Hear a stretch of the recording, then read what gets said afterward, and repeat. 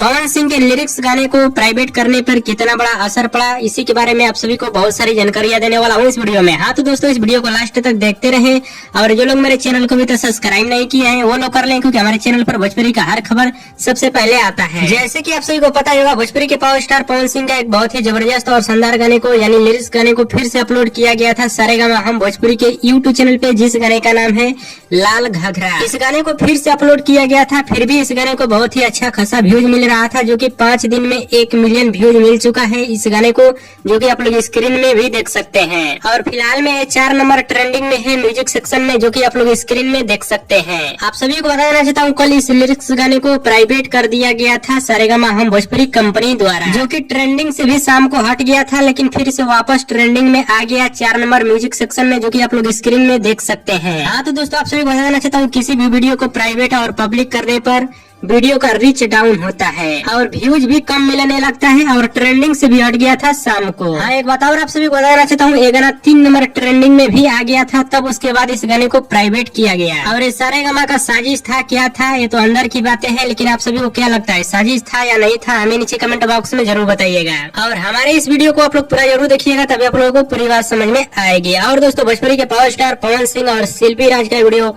पसंद है तो ज्यादा लाइक करें, कमेंट करें, शेयर करें, सब्सक्राइब करें। धन्यवाद दोस्तों।